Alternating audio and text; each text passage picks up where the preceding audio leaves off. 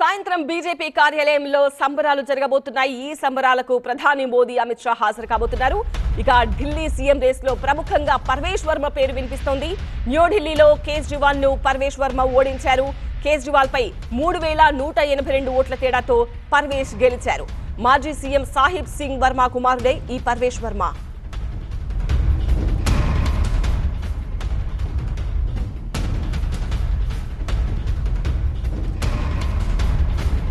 ఢిల్లీ నుంచి updates TV9 associate editor మహాత్మని అడిగి తెలుసుకుందాం. మహాత్మా, సాయంత్రం బీజేపీ ఆఫీస్ లో సంబరాలు ఎలా జరగబోతున్నాయి? ఢిల్లీ సీఎం రేస్ లో పర్వేష్ వర్మ కాకుండా ఇంకెవరి పేర్లైనా వినిపిస్తున్నాయా?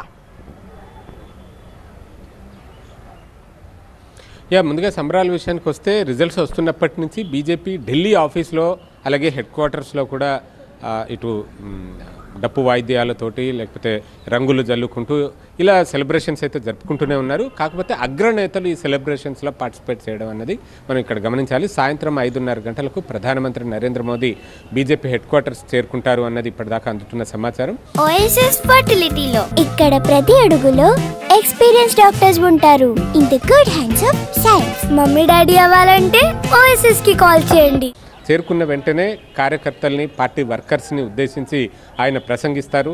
ఆ ప్రసంగించే క్రమంలో ఢిల్లీలో అధికారాన్ని చేపట్టిన వెనువెంటనే వచ్చే మార్పులు, కార్యకర్తలు ఎలా ప్రజలకు అందుబాటులో ఉండాలి, అరవింద్ కేజ్రీవాల్ తిరస్కరణకు గురైన నేపథ్యంలో ఆ పరిస్థితి బీజేపీ రాణించుకోకుండా ఎలా బిహేవ్ చేయాలి, ఇలాంటి హితోపదేశం తరహాలో వారికి సూచనలు ఇవన్నీ జారీ చేసే అవకాశం ఉంటుంది. అలాగే ప్రజలు ఏ నమ్మకంతో అయితే ఓటేశారో వాటిని ఫుల్ఫిల్ చేయడంలో ప్రతి కార్యకర్త క్షేత్రస్థాయిలో పనిచేయాలని చెప్పి కూడా సూచించే అవకాశం ఉంటుంది. మొత్తంగా కార్యకర్తలను ఉద్దేశించి ఆయన ప్రసంగం, ఆ తర్వాత కీలక నేతల సమావేశం కూడా జరుగుతుంది. ఢిల్లీ ముఖ్యమంత్రి ఎవరు అన్నది నిర్ణయించాల్సింది భారతీయ జనతా పార్టీలో అత్యున్నత నిర్ణయాత్మక మండలి బీజేపీ పార్లమెంటరీ బోర్డు.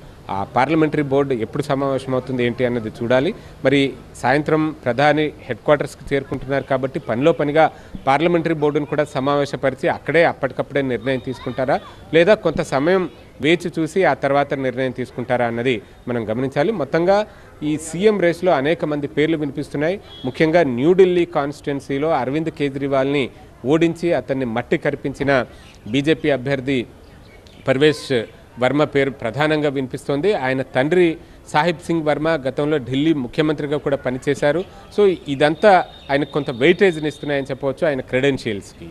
అదే సమయంలో మరికొన్ని ఈక్వేషన్స్ని పరిగణలోకి తీసుకుంటే మంజీందర్ సింగ్ సిర్సా, అరవిందర్ సింగ్ లవ్లీ ఇటువంటి నేతల పేర్లు, అంటే సిక్ సామాజిక వర్గానికి చెందిన నేతల పేర్లు కూడా ప్రధానంగా వినిపిస్తున్నాయి. తదుపరి వ్యూహం పంజాబ్లో అమలు చేయాల్సి ఉంటుంది కాబట్టి దాన్ని దృష్టిలో పెట్టుకుని ఢిల్లీ మీదుగా పంజాబ్ని గెలుపొందే వ్యూహాలు ఏవైనా ఉంటే ఆ తరహాలో సిక్ సామాజిక వర్గానికి చెందిన నేతల్ని ఎంపిక చేసే అవకాశం కూడా లేకపోలేదు. వీళ్ళెవరూ కాకుండా అనూహ్యంగా ఎవరు ఊహించిన అభ్యర్థిని సైతం తెర మీదకి తీసుకొచ్చినా ఆశ్చర్యపోనవసరం లేదు. చుట్టుపక్కల రాష్ట్రాల్లో బీజేపీ ఇదే తరహా విధానాన్ని అనుసరించింది.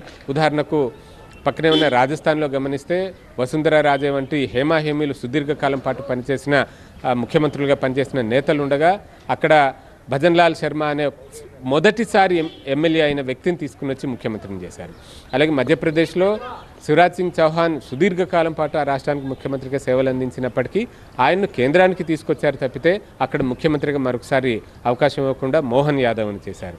ఛత్తీస్గఢ్లోనూ అలాగే ఒడిశాలోనూ అలాగే చుట్టుపక్కల ఏ రాష్ట్రంలో తీసుకున్నా సరే బీజేపీ ఎవరు ఊహించని వ్యక్తుల్ని తెర మీదకి తీసుకొస్తూ సరికొత్త వ్యూహాలను అనుసరిస్తున్న విధానాన్ని మనం గమనిస్తున్నాం. దాన్ని దృష్టిలో పెట్టుకుని ఢిల్లీలో సైతం ఎవరు ఊహించని వ్యక్తినే తీసుకుని వస్తారా, లేదా చర్చలో ఉన్న పేర్లలో నుంచి ఎవరినైనా ఎంపిక చేస్తారా అన్నది ఒక ఉత్కంఠనైతే రేకెత్తిస్తోంది.